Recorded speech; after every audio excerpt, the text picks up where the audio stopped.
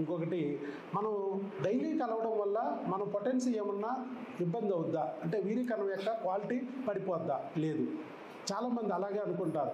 3 రోజులు గ్యాప్ ఇచ్చి వీర్యకణాలు టెస్ట్ చేయండి అంటే 3 రోజులు గ్యాప్ ఇచ్చి భార్యాభర్తలు కూడా కలవాలేమో, ఈ 3 రోజులు బాగా స్టాకు నిలవండి ఎక్కువ వస్తాయేమో, దానివల్ల ప్రెగ్నెన్సీ వచ్చే ఛాన్స్ అధికంగా ఉంటుందేమో అనుకుంటారు. అలా ఏం లేదమ్మా. రోజు 1 ml 1 ml 1 ml చొప్పున 3 రోజులు 3 ml పోసినా ఆ తొట్టులో ఒకటే. 3 రోజులు గ్యాప్ ఇచ్చి ఒకేసారి 3 ml ఆ తొట్టులో పోసినా ఒకటే. ఎవరికి డ్యామేజ్ అంటే కొంతమంది మన బావలు ఉంటారు, ఆఫీసులో 1 ml పోసేస్తాడు, దారిలో సందులో ఒకరి లైన్లో పెట్టాడు, గీకొచ్చాడు, అక్కడ ఒక 1 ml పోసేస్తాడు. మళ్ళా రాత్రి ఇంట్లో వాడదాం అనుకున్నదేమో ఈ పక్కన పెరట్లో ఒక ఆవిడ లాగేస్తుంది 1 ml. ఇక చివరికి ఇంట్లో పెరట్లో పోయడానికి విత్తనాలు లేవు. అలాంటప్పుడు ప్రాబ్లం.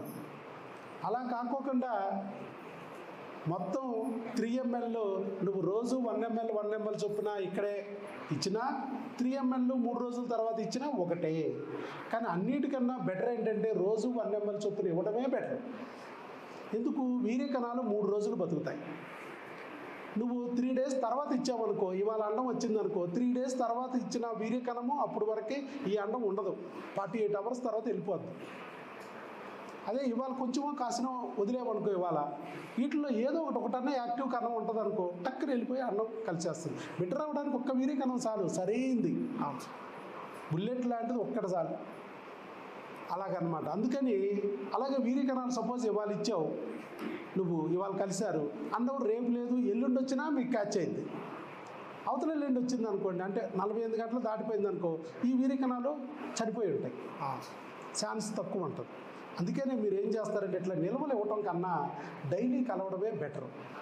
ఎంతో కొంత వీర్యకణాలు లోపలికి వెళ్తూ ఉంటాయి. వాటిలో ఒకటైనా తల, మెడ, బాడీ, తోక ఉన్న కణం బుల్లెట్ లాగా దూసుకుపోయిందంటే ప్రెగ్నెన్సీ వచ్చే ఛాన్స్ ఉంటుంది. అట్లీస్ట్ కాదు కూడదు అనుకుంటే రోజు. ఎందుకంటే అండం యొక్క టైము 48 hours. కాబట్టి రోజు కలిసినా కూడా పర్లా.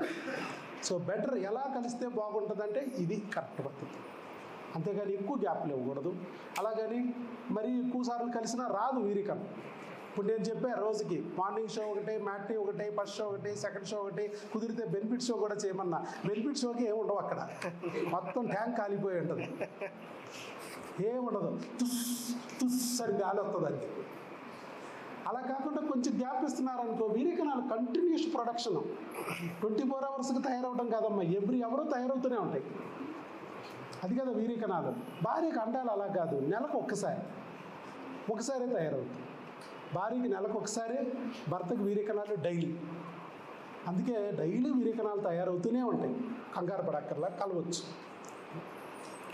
రైట్.